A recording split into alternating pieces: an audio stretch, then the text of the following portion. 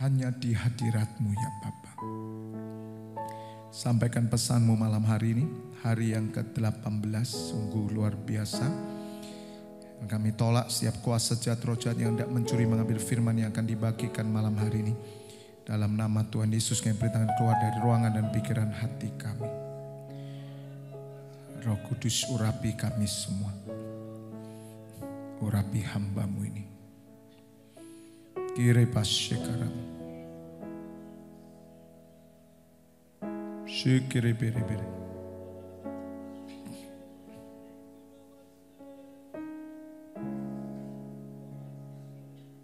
Terima kasih Bapa. Kami sambut firman-Mu malam hari ini hanya di dalam satu nama, Tuhan Yesus Kristus. Mari Bapak Ibu Saudara yang siap mendengar pesan Tuhan malam hari ini bersama katakan amin.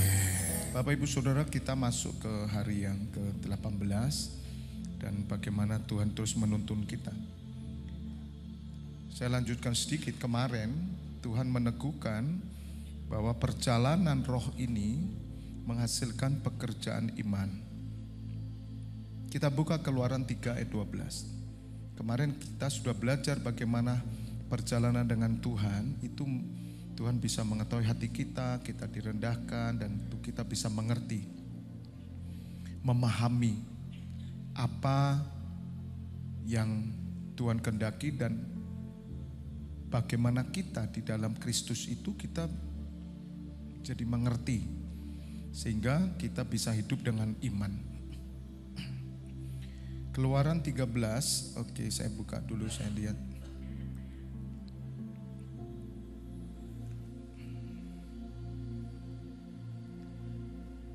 Keluaran 3 ya. Sorry.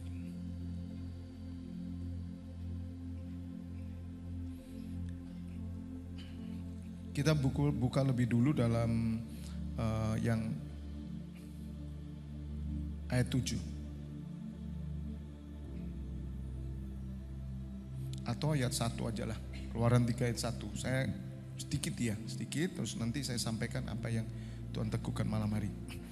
Adapun Musa, ia biasa mengembalakan kambing domba Yitro mertuanya, imam di Midian.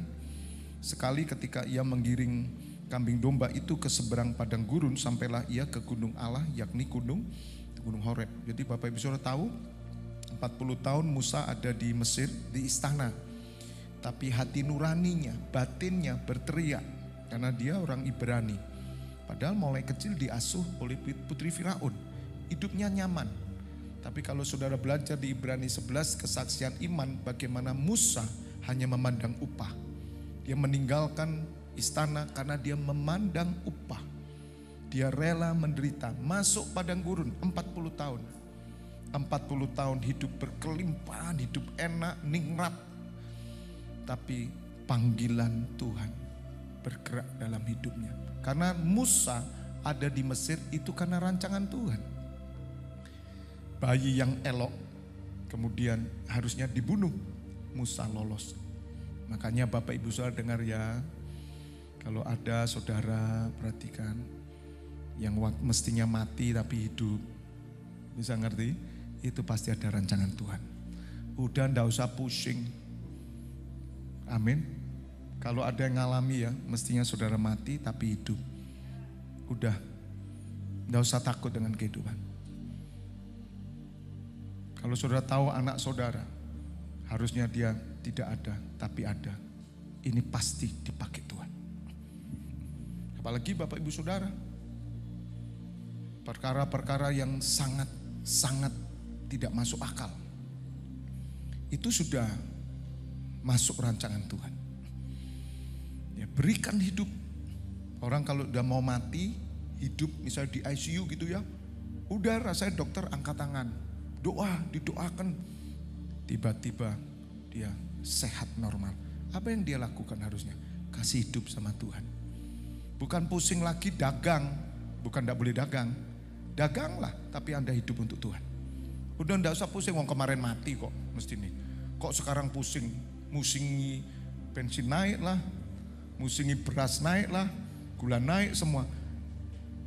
Nggak masuk akal sebetulnya. Katakan amin. Sama mesti mestinya Musa itu mati, tapi Musa ada dalam rancangan Tuhan.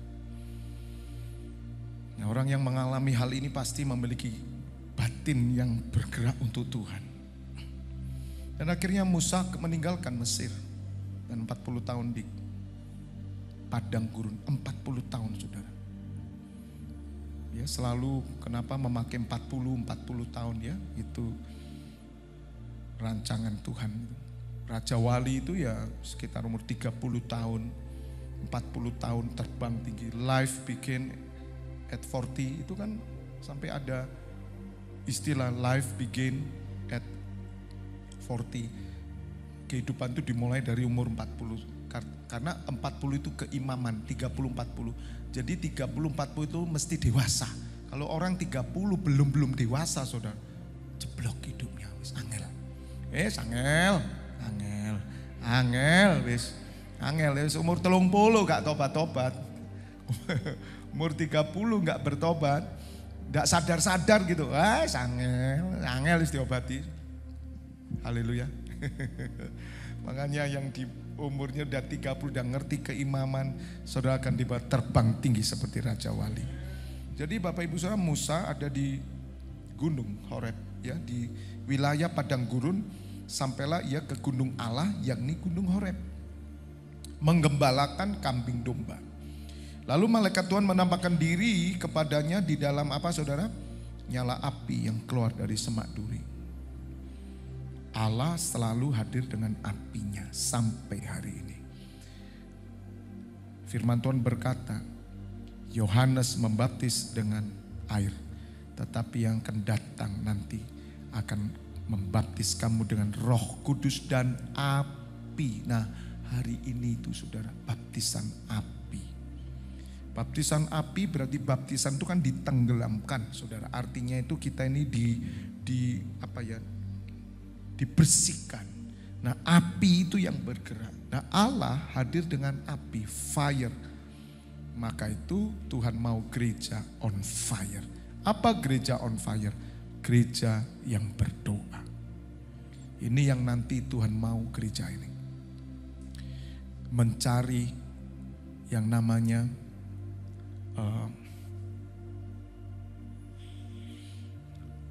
house of worship. Rumah penyembahan. Tuhan mau gereja ini menjadi rumah penyembahan. Bukan sekedar praise and worship, bukan.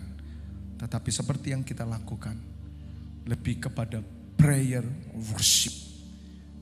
Penyembahan, doa yang dinaikkan, nubuatan, bahasa roh. Wah saudara, kita bertahan ya. Kita akan lakukan. Jadi nanti seluruh atmosfer di tempatnya harus berubah.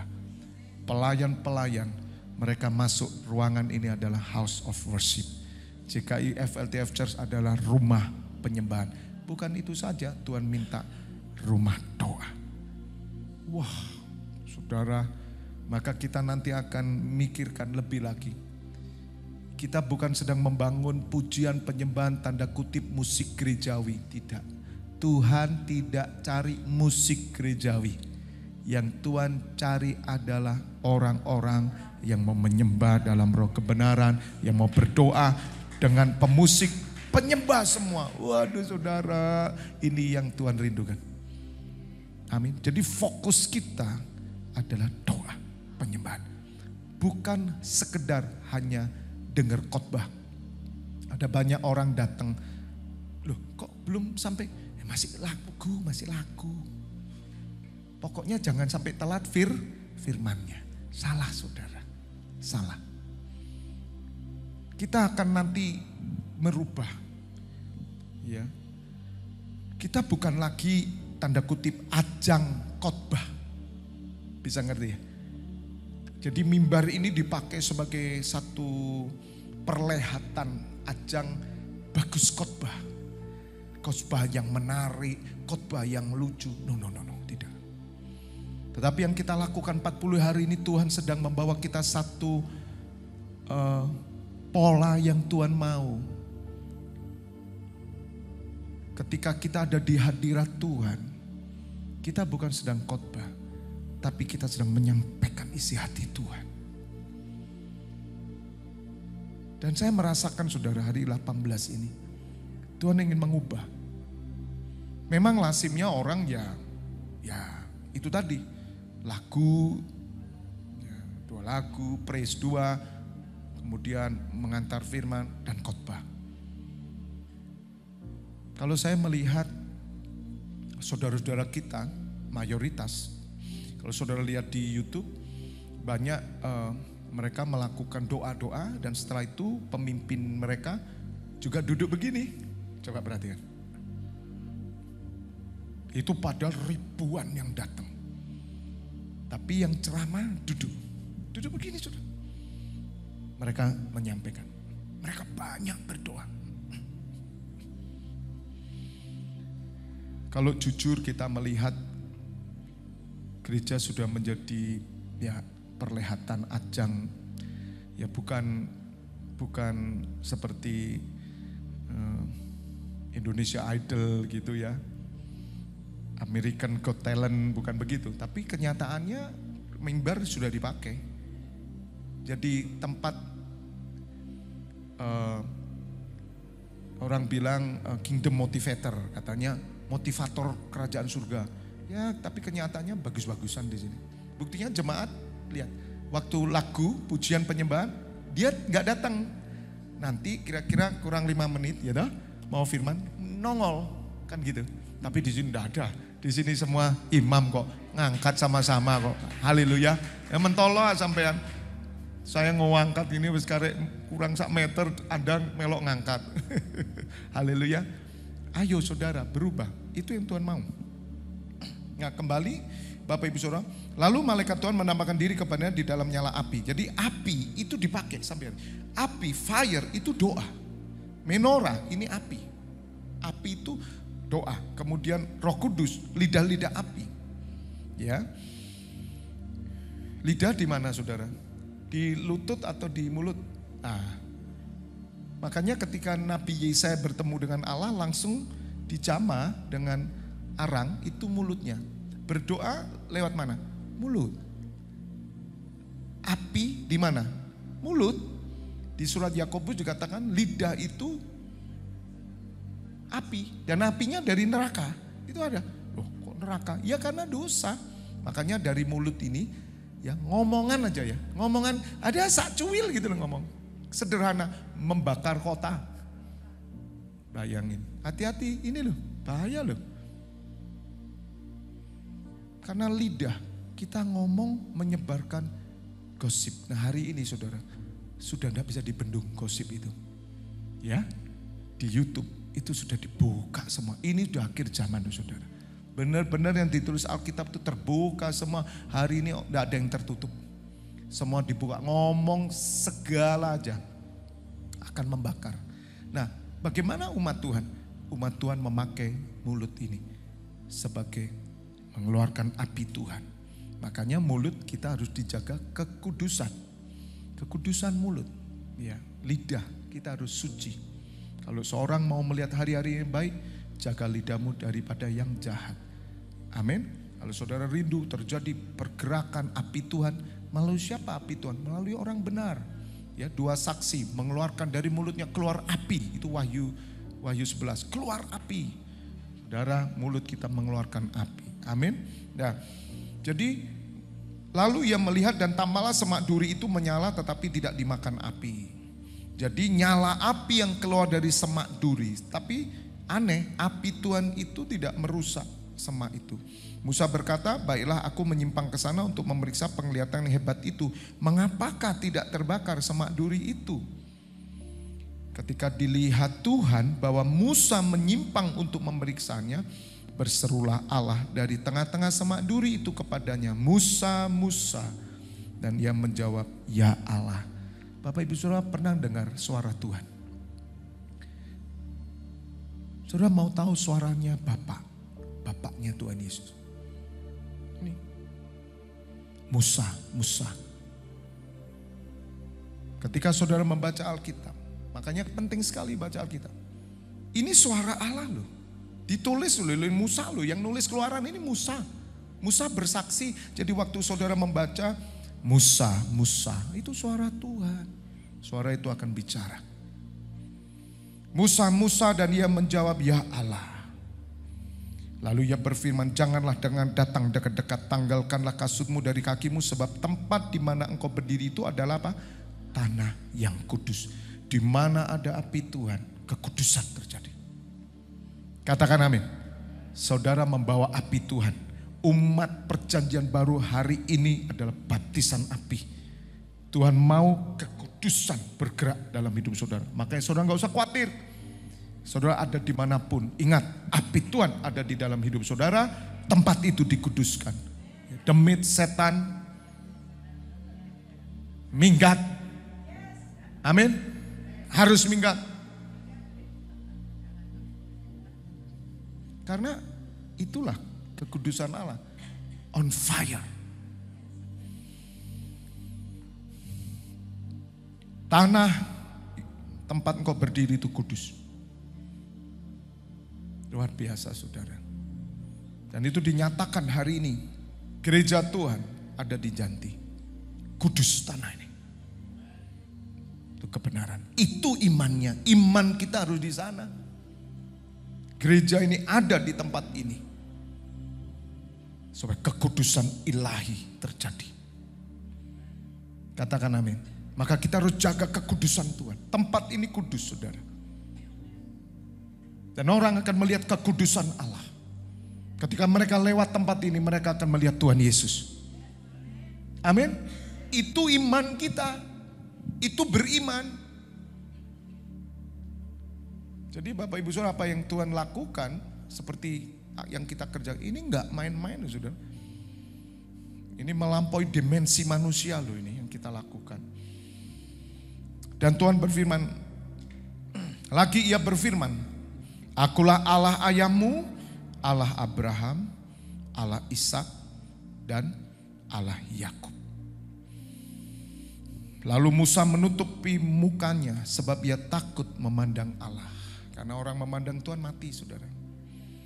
Dan Tuhan berfirman, aku telah memperhatikan dengan sungguh-sungguh kesengsaraan umatku di tanah Mesir.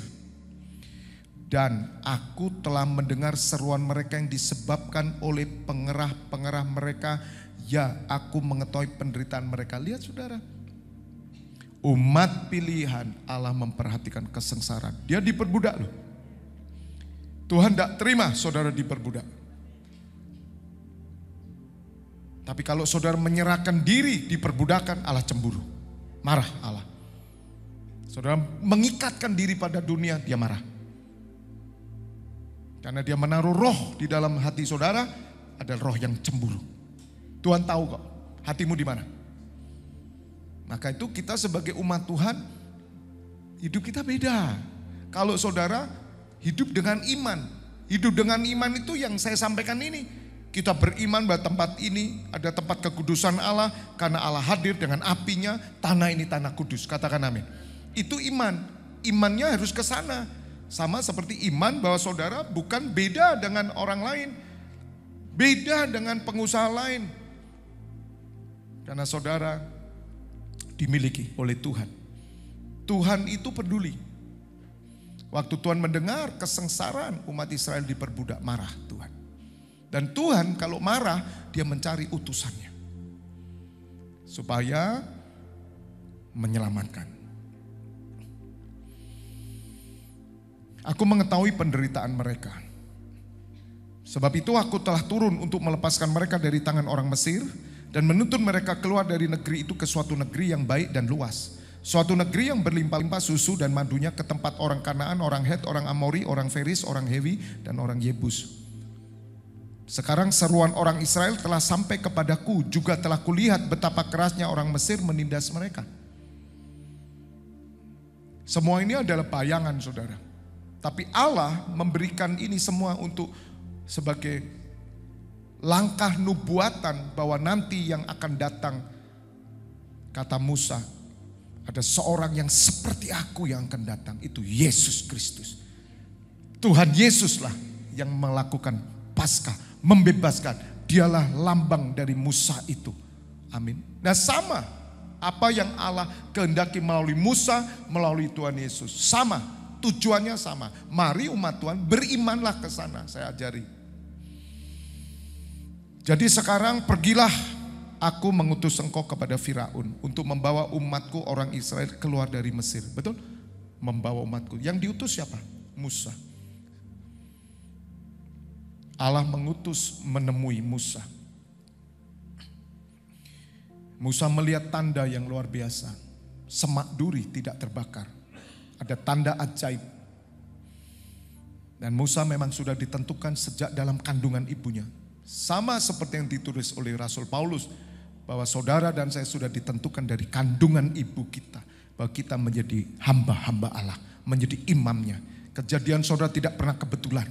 Dahsyat dan ajaib. Itu harus ngerti. Tidak sama. Maka saya berani berkata, Tuhan tidak pernah menciptakan kau jadi presiden. Tidak pernah. Tuhan menciptakan kau sejak dalam kandungan ada menjadi hambanya dan utusannya. Dia utus kemana saudara? Mau jadi presiden, tapi bukan tujuan jadi presiden. Toh ditinggal semua. Katakan amin. Tetapi Musa berkata kepada Allah, siapakah aku ini? Maka aku yang akan menghadap Firaun dan membawa orang Israel keluar dari Mesir. Lalu firman-Nya, bukankah aku akan menyertai engkau? Lihat saudara, perjalanan rohani. Ingat, Allah selalu menyertai. Sejak tahun 98, Allah menyertai saya. Immanuel. Tidak mungkin saudara tidak disertai. Masalahnya kita tidak pernah beriman tentang hal itu, gitu loh. Apalagi Kristen kelahiran, aduh, enggak ngerti. Karena kita belum buka matanya. Siapa yang buat orang Kristen kelahiran buka? Kita. Kita dipakai oleh Tuhan untuk membawa hadirat Allah. Orang-orang akan buka saudara. Ini musimnya sudah mendekati akhir zaman. Yang rohani, semua yang hubungan dengan roh akan semakin banyak nanti saudara. Kegiatan paranormal tidak ditutup lagi. Zaman dulu paranormal disembunyikan. Tidak ada saudara paranormal tampil, tidak ada. Oh, tapi entertainment sekarang keluar paranormal. Semua, lihat dibuka semua. Tapi yang jasmani semakin terbuka saudara. Kejahatan yang tidak pernah ada pada zaman dulu terjadi hari ini. Wah udah saudara, ini sudah kita udah tahu. Terus apa yang kita lakukan? Ini tadi. Kita pasti harus mau melakukan apa yang Tuhan mau melalui seperti yang kita lakukan. Gunung Sinai Worship ini. Lalu firman-Nya, bukankah aku akan menyertai engkau? Inilah tanda bagimu. Lihat, inilah tanda bagimu. Perhatikan. Tanda penyertaan Allah apa? Dengar ya umat Tuhan ya, dengar. Bahwa aku yang mengutus engkau. Apabila engkau telah membawa bangsa ini keluar dari Mesir, maka kamu akan apa? Baca. Beribadah kepada Allah di gunung ini. Itu tanda penyertaanku. Jadi ibadah tanda penyertaan Tuhan. Bisa ngerti sekarang? Ini yang Tuhan mau. Perjalanan rohani kita dibawa kepada ibadah. Dan ibadah itu yang Tuhan katakan. Menyembah dalam roh dan kebenaran. Melayani Tuhan, membawa persembahan yang hidup, yang kudus, yang tak bercacat celah. Jadi kenapa Allah mau membebaskan bangsa Israel untuk apa? Untuk ibadah. Dan ibadah adalah tanda penyertaan. Makanya saya akan katakan beberapa hari yang lalu. Untuk kita bisa beribadah ini, tidak main-main saudara. Ada pengorbanan. Dan ibadah yang kita lakukan itu betul-betul Allah hadir. Maka itu kenapa kita mengadakan penghiburan. Bukan sekedar menghibur orang yang berduka, tapi kita menghadirkan kerajaan surga di tempat itu. Roh Tuhan bekerja sendiri, tabut bekerja sendiri. Kita yang hanya mengangkat dan menghadirkan tabut, Allah akan bekerja menyatakan kuasanya. Amin. Bukan kita. Kita tidak pernah kristenkan orang. Dan Tuhan Yesus pun tidak pernah ngristenkan orang. Karena kekristenan bukan agama. Maka itu kenapa saya tadi berani dengan lugas berbicara. Kalau saya harus mengikuti sebuah agama, saya akan mencari seorang pemimpin yang paling suci. Bagi saya pribadi cuma satu pemimpin agama, pemimpin ya, manusia loh, Siddhartha Gautama. Saya ikut dia. Saya tadi sampaikan, Siddhartha Gautama dia tidak menikah. Dia anak istana raja. Dia keluar istana untuk membuat perubahan. Dan dia menciptakan satu ajaran yang hari ini menjadi sebuah agama. Tapi saya menemukan satu pribadi lebih daripada Siddhartha Gautama. Karena dia bukan lahir dari hubungan seks. Dialah Yeshua HaMashiach, Isa Al-Masih, Yesus Kristus Tuhan. Amin. Yes. Itu kebenarannya. Dan ibadah yang kita lakukan berbeda. Saudara jangan mikir, Pak itu di sebelah juga orang ibadah juga loh Pak. Ibadah apa? Hadir enggak Tuhan? Karena kehadiran Allah, penyertaannya itu ada dalam ibadah orang Israel. Maaf, di luar itu tidak ada ibadah. Nah kita nggak mengerti bahwa penyertaan Allah itu ada dalam ibadah. Perjalanan rohani kita itu ada di dalam ibadah. Maka kalau orang Kristen nggak ibadah, dia nggak tahu penyertaan Tuhan. Sekarang bisa ngerti Bapak Ibu Saudara. Karena Allah melakukan sesuatu buat bangsa ini supaya mereka beribadah. Sekali lagi, bukankah aku akan menyertai engkau? Inilah tanda bagimu bahwa aku yang mengutus engkau. Apabila engkau telah membawa bangsa itu keluar dari Mesir, maka kamu akan beribadah kepada Allah di gunung ini. Penyertaan Allah dinyatakan apa? Laut terbelah. Untuk apa laut terbelah? Ibadah. Mujizat-mujizat akan terjadi dalam hidup saudara ketika saudara tujuan hidupmu hanya untuk menyembah dalam roh kebenaran, menjadi rumah penyembahan, menjadi rumah doa, keluargamu, pekerjaanmu, semua yang kau lakukan jadikan rumah doa, maka Allah bekerja di tengah-tengah hidup saudara. Itu kuncinya. Mari kita ngerti, saya ngertikan anak-anak saya semua. Jangan pernah anak-anak kita direbut oleh orang-orang yang tidak ngerti ini, gitu loh saudara. Bersyukur kalau bekerja pada orang-orang yang mengerti bahwa pekerjaannya adalah akan dipakai jadi rumah doa. Artinya mereka akan menjadi saksi. Tapi kan, aduh saudara, siapa yang ngerti ini gitu loh. Nggak ngerti. Lalu Musa berkata kepada Allah, tetapi apabila aku mendapatkan orang Israel dan berkata kepada mereka, Allah nenek moyangmu telah mengutus aku kepadamu, dan mereka bertanya kepadaku bagaimana tentang namanya. Apakah yang harus kujawab kepada mereka? Firman Allah kepada Musa, aku adalah aku. Ya sudah. Ditanya namanya, I am who I am. Ayo bingung gak? Gereja bingung nama. Aliran inilah dan I am who I am. Udah titik. Lagi firmannya, beginilah kau katakan kepada orang Israel itu, akulah aku. Telah mengutus aku kepadamu. Akulah aku.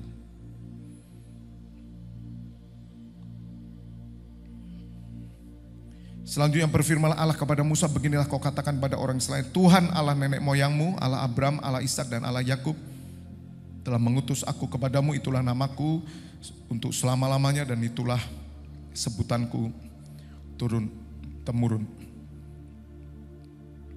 Katakan amin, tepuk tangan dulu buat Tuhan Allah kita. Nah Bapak Ibu Saudara,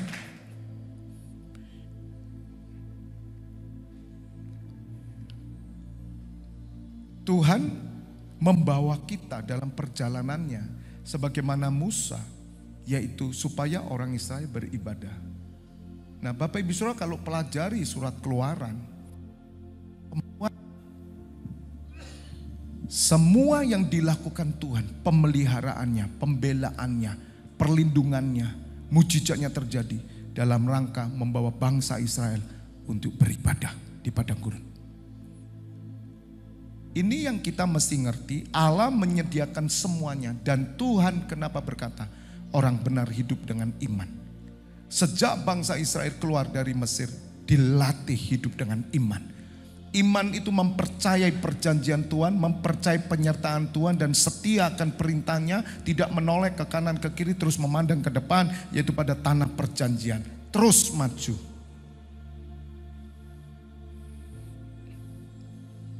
Padahal waktu itu bangsa-bangsa lain ada, Bapak Ibu Saudara. Mesir kaya-kaya saudara, luar biasa. Tapi bangsa Israel di bawah Tuhan hanya untuk beribadah. Maka itu pekerjaan iman itu ada di dalam bagaimana saudara mempercayai penyertaan Allah dalam hidup saudara. Dengan tanda-tandanya, pemelihara semuanya. Dan semua disediakan Allah. Dan saudara harus menangkap dengan iman. Iman ini yang bekerja. Sebagaimana malam hari ini Tuhan teguhkan kepada saya bahwa Tuhan ingin kita mempergunakan waktu yang ada ini. Karena hari-hari ini jahat. Tadi pagi saya katakan bahwa kita harus bergerak dengan kekuatan roh. Sebab iman yang kita punya ini bukan bergantung kepada hikmat manusia, tetapi bergantung pada kekuatan Allah. Dan saya ajarkan kekuatan roh itu hanya di dalam apa? Salib Kristus. Saudara akan menjadi kitab yang terbuka, saudara akan melihat bagaimana kuasa roh itu bekerja. Kenapa kuasa roh bekerja? Karena ibadah. Karena saudara membawa hidupmu di dalam ibadah. Tuhan Yesus mati untuk membuat saudara beribadah kepada Allah. Allah yang mana Pak? I am who I am. Orang mau kenal namanya Allah A sampai Z terserah. Tapi percuma, dia nggak menyatakan penyertaannya dalam hidupnya. Apa artinya mengenal nama Allah tapi saudara tidak mengerti keberadaan Allah dalam hidup saudara yang bekerja dalam hidup saudara. Mending tidak ngerti namanya saja sudah wis. Katakan amin. Kita hanya satu nama yang tahu, yaitu nama Yesus Kristus Tuhan. Dalam nama Tuhan Yesus itulah kita akan mengenal Allah. Katakan amin. Mau disebut A sampai Z terserahlah. Allah itu tidak pusing namanya disebut apa. Dia cuma katakan aku adalah aku. Percaya. Kita tutup ya dengan ayat 1 Petrus 4. Ini hidup orang Kristen ya. Besok saya lanjutkan. Ayat 7. Kesudahan segala sesuatu sudah dekat. Waktu saya nyembah tadi. Yang Tuhan tunjukkan waktunya. Kita sudah mengerti waktu. Ya. Pergi ke rumah duka lebih baik daripada ke rumah pesta. Karena di rumah duka kita ngerti, wah waktuku singkat. Tobat nih di rumah duka. Di rumah pesta, saudara pikir waktumu masih panjang toh. Mabuk-mabuk, medok, gitu, main perempuan, lirik kanan kiri, ngecap ngecip, gitu, gitu, hahihi di pesta. Coba pesta terus saudara, lah murtad sampean. Pesta pora itu salah satu kedagingan. Tiap hari pesta coba, pergi undangan terus pesta. Murtad sampean. Loh sungguh itu roh. Anda masuk pesta, Anda langsung diubah. Dikuasai oleh roh. Setan ada di sana. Loh iya. Makanya saudara hati-hati. Undangan ya undangan datang. Tapi jangan jauh-jauh malam. Hati-hati ya. Halo. Orang Kristen mengadakan pesta. Pengunjungnya pulang, bir dibuka. Jangan pulang dulu ya, Pak, Bu. Kita akan disco time. Gangnam Style. Hati-hati, moleo saya katakan. Amin. Pulango sebelum Anda binasa. Waktu Anda begini, Tuhan Yesus datang. Tuhan, I don't know you. Makanya jangan ikut-ikutlah. Jangan kita menjadi orang yang menyiapkan neraka bagi orang lain. Amin. Rubah semua. Pesta kita harus jadi berkat. Pesta yang jadi berkat adalah pesta yang membawa orang lain melihat kebenaran. Bukan mengundang semua orang Kristen yang MC Kristen, bukan. Tapi kita belajar, Tuhan, aku mau jadi berkat. Waktu dulu saya manten, saudara, manten. Do you know manten? Ngerti gak? Bu Nini manten ngerti gak? Ngerti. Nikah. Waktu nikah dulu saya kan belum kenal Tuhan. Saya undang itu transgender. Wah. Pakai cuman benang tok, saudara. Loh iya. Saya dulu ya seneng aja. Gak kenal Tuhan kok. Kita sewa. Wah, heboh saudara. Yang laki-laki tapi cantik, saudara. Pakaiannya sudah kayak benang, itu saudara tahu. Hampir telanjang. Ngetop tau dulu. Hari ini lebih top lagi. Terus kita mau ikut-ikut. Terus Anda mau undang itu. Jangan, saya bilang. Katakan amin. Kesudahannya sudah dekat. Coba belajar. Makanya teman-teman kita yang tergabung dalam LGBT, kita mengasihi mereka. Tapi kita harus memberikan arahan yang benar untuk mereka. Jangan kemudian kita memberi kebebasan mereka beribadah, mengekspresikan diri di ibadah. Makanya Natalan yang dibuat itu comelo-melo. Gak bisa. Tapi orang Kristen gak ngerti. Difasilitasi di Natalan, mereka mengembangkan talenta tanpa pertobatan. Loh, pikirnya Tuhan Yesus seneng? Enggak bisa. Enggak ada Tuhan itu. Makanya saya berkata, kita arahkan mereka. Loh, teman-teman LGBT kita undang, boleh hadir ikut. Tapi mereka harus mengerti di rumah Tuhan. Kalau mereka belum bertobat, mereka datang boleh Pak. Terserah pakai rok. Ya boleh, terserah dia. Terserah dia, kita mengasihi. Tapi mereka nanti di jamaah Tuhan. Kalau belum di jamaah Tuhan, ya nanti tunggu waktu Tuhan. Kita tidak menghakimi mereka, tapi kita ngomong firman Tuhan bahwa LGBT Tuhan tidak mau. Karena LGBT itu ada di neraka. Itu jelas firmannya ada. Dan kita nggak bisa sembunyikan. Kemudian dia mimpin WL begitu, ya nggak bisa dong. Pemusik itu LGBT. Tanggung jawab itu. Kita mengasihi loh saudara. Tapi kenyataannya yang terjadi ini. Orang Kristen gak tanggap. Gak sadar juga. Justru kita memberikan peluang untuk mereka. Kita gak boleh. Supaya mereka bisa mengerti. Aduh saudara, saya tuh menyaksikan banyak. Kesudahan segala sesuatu sudah dekat, karena itu kuasai dirimu, jadilah tenang supaya kamu dapat berdoa. Nah, besok saya jelaskan. Tuhan mau tempat ini menjadi rumah doa. Ujungnya apa? Supaya kamu dapat berdoa. Ujungnya membawa orang menyembah. Segala bangsa akan datang sujud menyembah. Rumahku disebut rumah doa. Segala bangsa, semua bangsa nanti akan sujud menyembah kepada Allah melalui Yesus Kristus. Bisa mengerti Bapak Ibu Saudara? Nah, ini yang kita mesti harus mengerti dan lakukan. Sekali lagi, saya ternyuh sekali. Ajaran-ajaran membuat jemaat Tuhan, bahkan pendeta-pendeta jatuh mereka.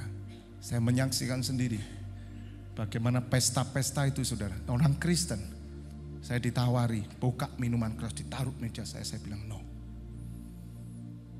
Mereka bawa, enggak apa-apa, alkohol enggak apa-apa. Pak Bibi, alkohol enggak apa-apa, enggak apa-apa. Wong kita tiap sebulan sekali yang minum alkohol itu.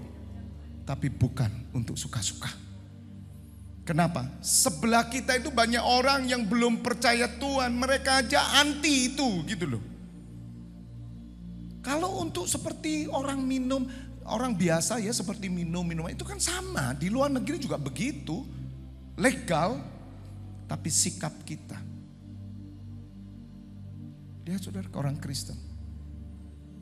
Pernikahan sudah selesai, langsung buka, dibagi semua. Itu teman saya dulu di penggembalaan yang lain, tertawa-tawa dia melihat, Saya cuma diam aja gini. Saya sudah pengen pulang dan malu saya. Padahal gelarnya PDP. Besok ajalah terusnya, kita doa yuk. Bapak, kami bersyukur buat malam hari ini. Kami semua diajar terus. Besok hari ke-19 kami akan semakin bahwa naik, mengerti lebih lagi Tuhan. Sehingga kami keluar menjadi orang-orang yang Engkau sukai. Terima kasih Bapak. Hamba menyerahkan 24 pintu gerbang surga ke depan dalam tangan-Mu, imam-imam yang bertugas sampai jam 1 pagi nanti. Saat ini Bapak Ibu Saudara buka dua tangan-Mu, terimalah pengurapan minyak dan anggur bersama dengan tubuh dan darah Putra Yesus Kristus yang menyucikan dan menyembuhkan. Dan berkat kehidupan dalam nama Bapa, Putra, dan Roh Kudus. Yang sudah menerima berkat bersama katakan amin. God bless you all, sampai ketemu besok.